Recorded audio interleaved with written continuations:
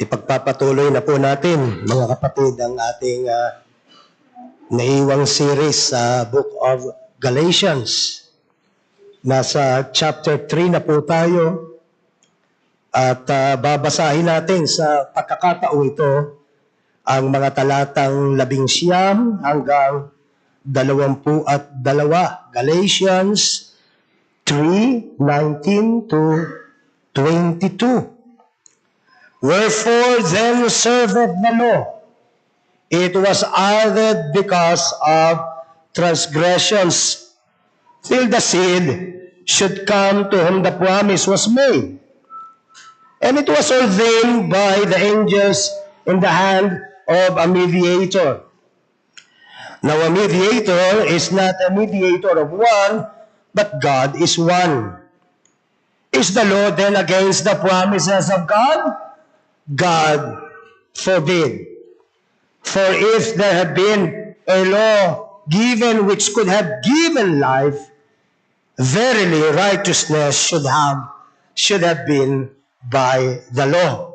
But the scripture hath concluded all under sin, that the promise by faith of Jesus Christ might be given to them that believe. Pagpalain ng Panginoong Diyos ang kanyang mga salita.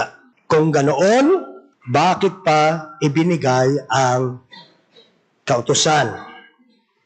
Mga kapatid, itinatanong po ni Paul dito ang napakahalagang tanong. Bakit pa ibinigay ang kautusan? Kung ang kaligtasan po ay sa pamamagitan ng pananampalataya kay Kristo lamang, bakit pa nagbigay ng kautusan ng Diyos kay Moses? Ano po ang purpose nito?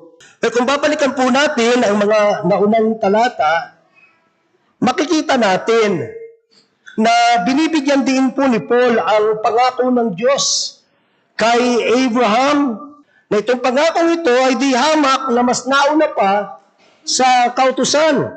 Halimbawa po, doon sa Galatians 3:17, anong sinasabi doon? 430 years na nauna po ang pagitan po nung dalawa na ito.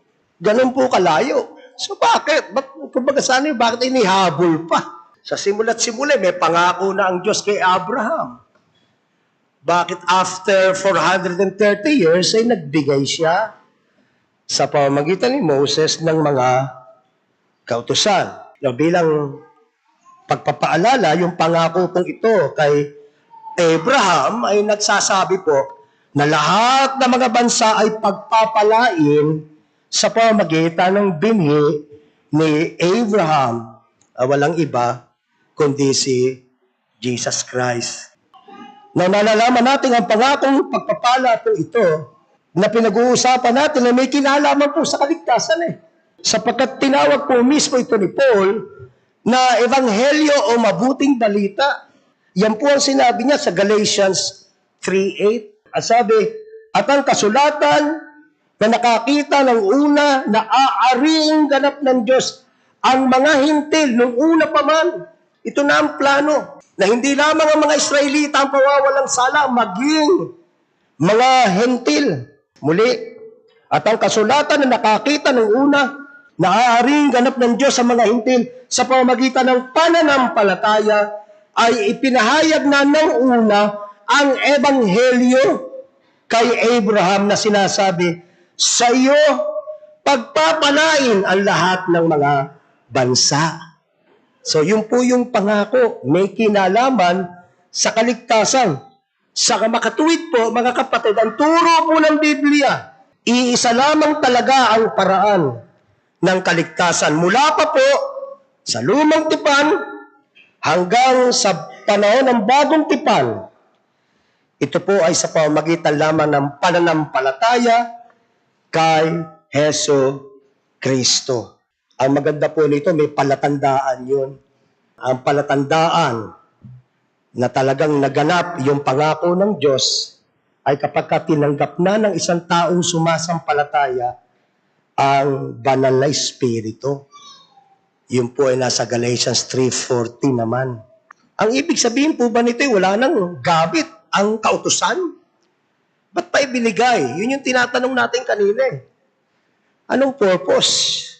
Nililinaw po ni Paul na hindi walang kwenta ang kautusan. May tama siyang gamit. Hindi niya ito walang halaga. Kundi pinapakita po niya ang talagang layunin nito. At ang talagang layunin ng mga kautusan ay hindi para magligtas, kundi upang ituro ang ating mga pagkukulang at kung magkagayon, magdala sa atin, mag-lead sa atin tungo kay Kristo. O Panginoon, ako po ay lubhang nabigo na ganapin ang iyong mga utos. Paano ako maliligtas?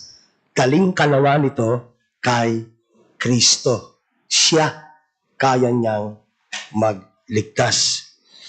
Kaya't mga kapatid, ang kautusan po hindi kaaway ng biyaya ng Diyos. Sa halip, ito po ay katuwang ng biyaya.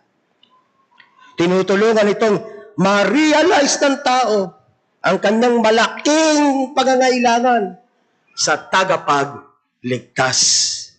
Sabi ni Paul, doon po muli sa verse 19, it was added because of transgressions. Ibinigay ang kautusan upang gawing malinaw na malinaw at hindi may kakaila ang ating paglabag. In his Galatians commentary, Douglas Moo explains that the law was added because of transgressions to make sin clear and undeniable. Bukod dito, sabi niya naman sa kanyang Romans commentary, the law increases trespass by clarifying God's holy demands and exposing human failure. The law, therefore, brothers and sisters, reveals God's holiness and exposes our inability to meet His standard. Inaasahan ko makakatulong sa atin, yun po bang medical scan, gaya po ng MRI. Nakikita po ng machine na ito ang tumor kung meron. Marahil ay cancerous, napakahalagang makita ito, matitirmin ng MRI. Pero hindi po kaya ng MRI na alisin at hindi kaya ng machine na ito na gamutin ang tumor na nakita niya sa katawan ng isang tao. Mga kapatid, ganun ang kautusan. Ipinapakita sa atin ng kautusan ang laki ng ating problema, pero hindi nito kayang magpagaling. Si Kristo lamang ang makapagbibigay po ng lunas sa ating espiritual na karamdaman. Naalala niyo sa Isaiah 1, yung bayang Israel napaka-religious. Pero sa gitna ng sabi? Multitude of their sacrifices. Doon sa chapter 1 verse 11, sa gitna noon, nabubuhay sila sa kasalanan. Nakikita lahat ng Diyos yun. He could see through our religious facade. Hindi sapat na tayo nag-aalay sa Diyos kung gagamitin natin yung picture ng bayang Israel. Tapat sila sa attendance sa mga activities ng templo. Pero ang problema nila, empty ang puso nila. Mga kapatid, baka po yun ang kalagayan natin. Ngayon, tuyong-tuyo tayo, pero nandito tayo. Nagtataas tayo ng kamay na para bagang sumasamba sa Diyos, pero hindi ang ating puso. Yung kamay natin nakaganon, pero yung puso natin, parang isang fist na nagsasabi, ayaw kong pailalim sa kalooban mo. Kita ng Diyos. Ang lahat, wala tayong may tatago sa Kanya. Kaya ang paanyaya ng Panginoon sa bayang Israel, sa Isaiah 1, come, let us reason together. Makinig ka. Gusto ko ipaliwanag sa iyo kung gaano ka mapangangib ang sinusuong mo. Come, wash yourselves. Be cleansed. Kung titingnan mo sa labas, ano kailangan namin? Teka muna. Panginoon, ano po problema? Wala kaming absent. Nag-aalay kami ng lahat ng alay na gusto nyo. Ino-observe namin ang lahat ng mga festivals na kayo rin ang nagtalaga. Paano po naging masama kami? Sabi ng Panginoon, alam ko ang puso nyo. At para gawin niyang talagang klarong-klaro yung picture sa isip ng bayang Israel, sabi niya, alam nyo ba, from my point of view, mula ulo hanggang paa, puro kayo nagnananang sukat. Bulok. At hindi nyo na kayang gamutin yung problema nyo. Come! Malala na! Di ba ganun po ang sugat? Pagka hindi yan na-address, babaho yan at tuluyang kakainin yan, yung laman mo. Oh my! Mga kapatid. At ang solusyon, wala sa atin. Nasa Kanya. In the same book, Isaiah 53, ano sabi? By His stripes, we are healed. Para kayong nagnananang sugat, hindi na kayo matalian, hindi na matalian yung sugat, pero sa pamamagitan ng Kanyang mga latay, maaari tayong gumaling. Mga kapatid, mapaalalahanan po nawa tayo, huwag nating maliitin ang kasalanan. Yan na po ang hangin na ating inihinga. Lahat nanonormalize na. Pero tandaan natin, may matang tumitingin sa atin. At yun yung pinakamahalagang mata, yung banal na mata. Ang mata ng ating Panginoon na nagbibigay sa atin ng buhay. Kanino ka tatakbo? Kung hinahabol mo na hininga mo, di ba sa Kanya? Nakakalimutan natin yon dahil hindi mo pa hinahabol ang hininga mo. Gaya po marahil ng napapasin ninyo, palagi na pong may dahilan, palagi na pong may katwiran ng tao sa kasalanang nagagawa niya. Sabi pa nga na iba, esensya na, tao lang. Na para bagang pagkalasabi niya na yun, at dahil doon, allowed na siyang gawin ang anumang maibigan niya. Marami po ang tawag sa kasalanan ngayon, mistake na lang. O kaya naman, weakness ko yan. Pero ang dapat magbigay ng definition, yung na-offend natin, ang Diyos. At ang tawag ng Diyos dyan ay paghihimagsik. Rebellion against God. Tanawin natin ganun, mga kapatid. Tanawin natin ganun. Pero, kapag naman po na-realize natin na napakatindi pala ng ating pagkakasala laban sa Diyos, at dahil doon, tila nawawala na po tayo ng pag-asa. Ang encouragement ko naman sa iyo, huwag kang mawala ng loob. Kinagawa lamang po ng kautusan ng layunin bakit ito binibigay. Paraan yan para ituro tayo, idirekta tayo, papunta kay Kristo. Ang tanging makapaglilinis kay Kristo, ang tanging makapag-aalis ng ating mga kasalanan at makapagliligtas po sa ating kaluluwa. Madali namang malaman mga kapatid Payak pa ka ba ngayon? Yung bata, kahit yung bata, pag gumagawa ng mali, ang daling mahuli. Amen? Bakit? Hindi mo naman tinatanong Hindi po ako. Ano hindi ikaw? Ano ang hindi, ano? Moving on. Temporary lang po ang law. Asaya po, going back sa Galatians 3:19. Until, yun na salita na yan, dapat signal na sa atin, di ba? Until the seed should come to whom the promise was made. Clue na yun Until. So merong katapusan. Sabi po sa Galatians 3:24, ang kautusan na nagsisilbing tagapagturo, schoolmaster, na nagdadala sa atin kay Kristo upang sa Kanya tayo maglagak ng ating tiwala at doon mapawalan sala. Yung panahon po ni Paul, yung schoolmaster dito, yung po ay sa Greek ay paidagogos. Yun po ang Greek equivalent ng schoolmaster. Yun po ay isang alipin na inaatasan po ng mayayamang pamilya para bantayan yung bata. Siya nagdadala ng bata sa paaralan, nagbabantay sa kanyang asal, tinitiyak na siya'y sumusunod sa tamang landas. Yun yung kautusan. Inihalin tulad sa isang paidagogos. Karaniwang pong mahigpit ang isang paidagogos. Lagi siyang nakamasid para si Miss Ming Chin. Amen? Yung mga karakter na Yung iba, tingin pa lang, nagbibehave na yung bata. Dalawa lang naman ang tumatatak sa ating teacher, di ba? Yung teacher na terror at yung teacher na mabait. Napakahalaga ng guro. Well, itong pedagogos, wala siyang trabaho kundi tignan kung tama ba ang upo mo, kung tama ba ang ngiti mo, etc., etc. Hindi po gusto ng bata pagka nandyan ang isang pedagogos. Pero pansamantala lang po ang kanyang tungkulin. Kapag ang bata ay dumating na sa tamang edad, natututo na, hindi na kailangan ng tagapagbantay. Ganito rin po mga kapatid ng kautusan. Ibinigay ito ng Diyos para ipakita ang kanyang kabanalan at ang ating kasalanan. Tulad po ng isang mahigpit na bantay, ipinapakita ng kautusan kung gaano tayo kalayo sa pamantayan ng Diyos. Pero hindi po ito ang plano ng Diyos para sa lahat ng panahon.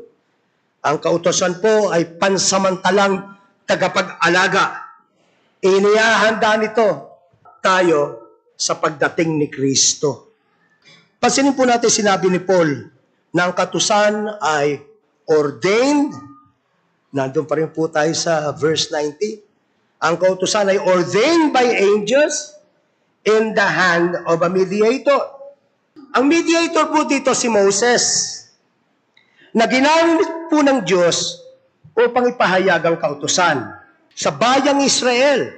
Dahil dito makikita natin na ang kautusan po ay hindi direktang pangako ng Diyos sa lahat ng tao, kundi isang pansamantalang kasunduan or covenant specifically para sa Israel. All you have to do is to go back to Exodus 20 at makikita nyo doon na ang pinaka-subject ng pinag-uusapan ay ang bayang Israel at yung tipan na gagawin niya sa kanila. Samantala, in comparison, ang pangako po kay Abraham ay dumating ng rekta, walang mediator. Kinausap mismo ng Diyos si Abraham. Kaya mas mataas po at mas tiyak itong pangako na ito ng Diyos kay Abraham na yun nga may kinalaman at nagkaroon ng katuparan kay Kristo. Ito naman po ang ibig sabihin. O ano naman po ang ibig sabihin ng ang kautusan ay ordained by angels? Nandun yun sa dulong bahagi ng verse 19. Well, sa Deuteronomy 33:2 po, at ganun din sa Acts 7:53 at Hebrews 2:2, makikita natin na ginamit po pala ng Diyos ang mga anghel bilang mensahero sa pagbibigay ng kautusan. Sa mahabang panahon, iniisip natin, hanggang si Moses, ayun ang Diyos, rekta, binibigay yung kautusan. Hindi po pala.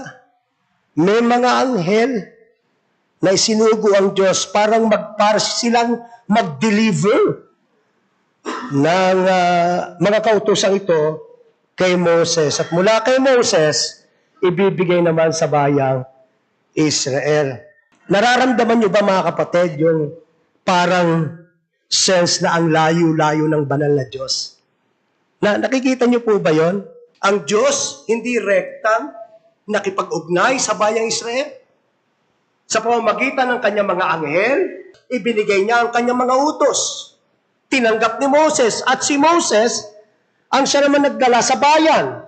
At ganun din naman, kung matatandaan ninyo, sa tuwing ang gustong lumapit ng bayang Israel sa Diyos, hindi sila makalalapit rekta sa Diyos. Kinakailangan sila magdaan sa mga punong saserdote.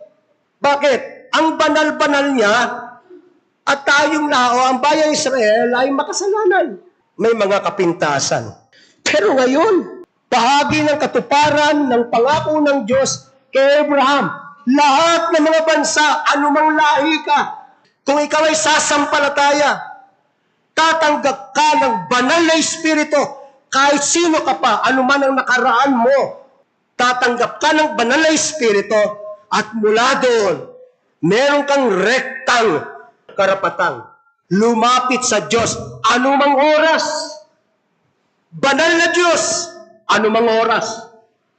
Pwede kang manalangin sa Kanya. Seeing then that we have a great high priest, Hebrews 4, beginning verse 14, that is passed into the heavens, Jesus, the Son of God. Let us hold fast our profession, for we have not a high priest which cannot be touched with the feeling of our infirmities, but was in all points tempted like as we are, yet without sin. Verse 16, let us therefore come boldly unto the throne of grace. Doon ka umiyak. Doon may ubuhos ang lahat ng sama ng loob mo. Doon mo ilagak o sabihin ang lahat ng frustration mo, disappointment mo, maging sa sarili natin. Panginoon, kailangan ko ng karunungan galing sa iyo. Kailangan ko ng lakas. Hindi ko kaya. Napakahina ako. Marami akong palpak na pasya na ginagawa. Doon ka tumakbo kung mananampalataya ka. Doon ka tumakbo. Come boldly to the throne of grace that we may obtain mercy and find grace to help in time of need. Ang dami na nating natakbuhan maliban sa presensya ng Diyos. Sabi ko nga, hindi naman mimisan yung narinig sa akin. Umiyak ka doon, huwag kang umalis. Akala mo, walang nangyayari. Paano po yung doktor? Paano po yung pambayad? Etc. Makapangyarihan ng Diyos. Walang puso na hindi niya kayang baguhin. Walang talino na hindi niya kayang gabayan. Mamalagi ka sa presensya ng Diyos.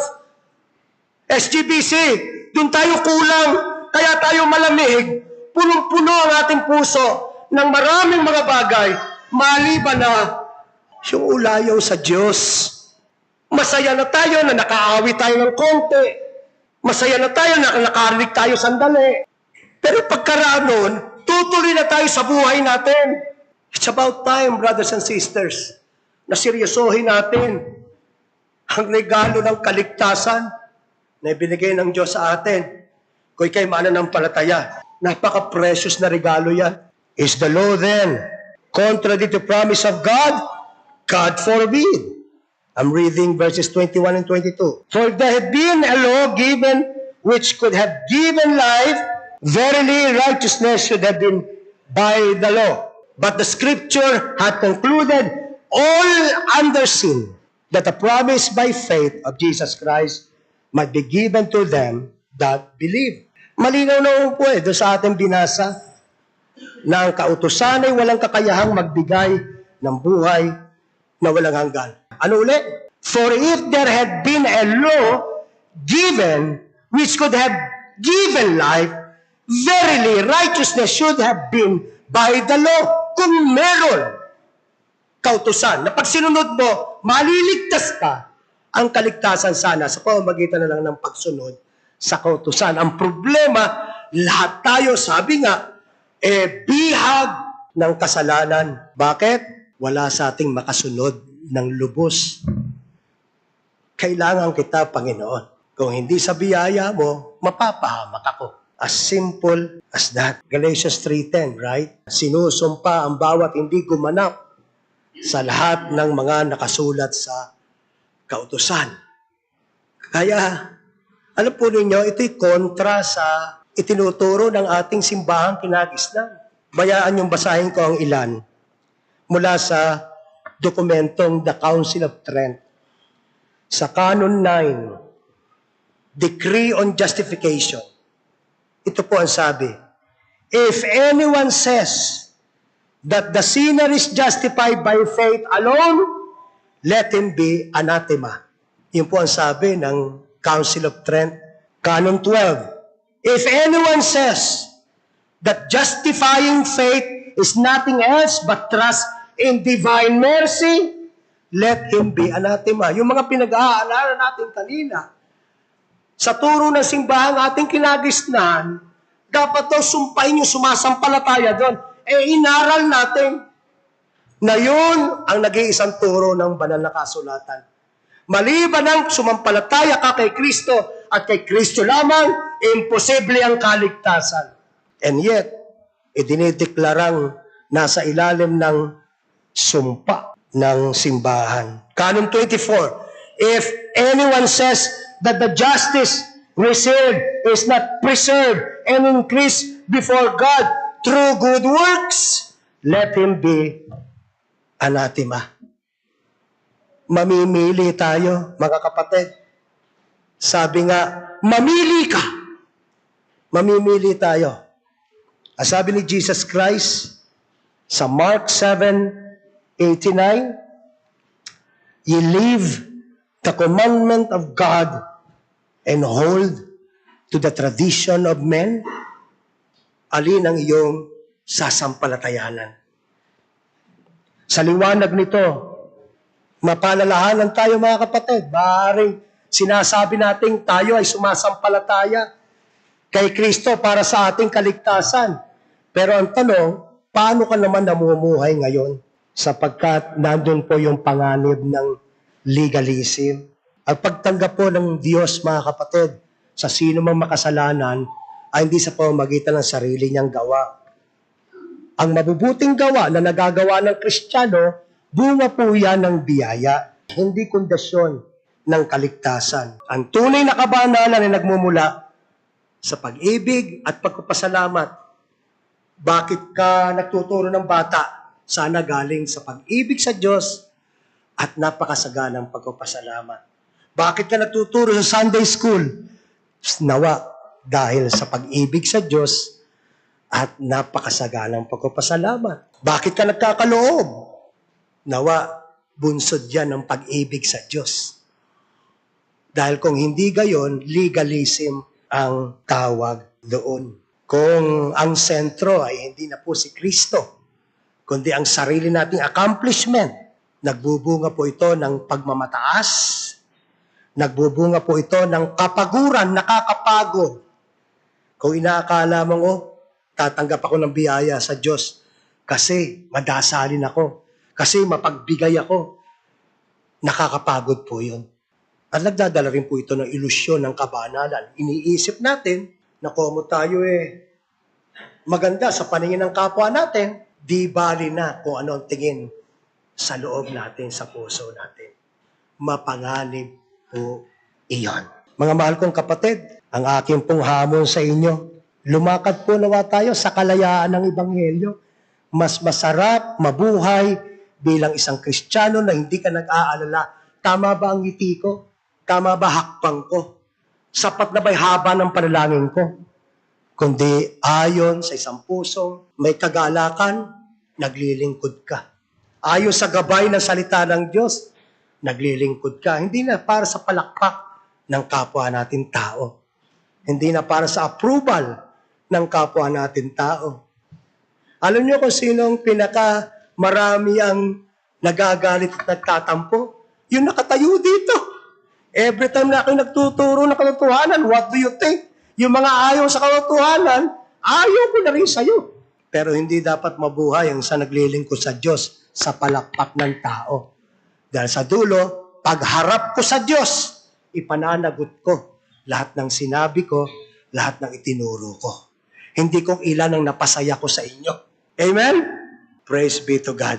Muli, lumakad po tayo sa kalayaan ng Ebanghelyo. Ipakita sa ating buhay na si Jesus lamang ang ating katwiran. O Panginoon, maaaring lumalakad ako sa kabanalan pero sa dulo, wala akong yabang na pwede ipagmalaki doon. Ikaw lang ang aking katwiran. Siya po ang ating kaligtasan at sa Kanya lamang may tunay na kapahingahan. Praise be to God. Let's all stand up.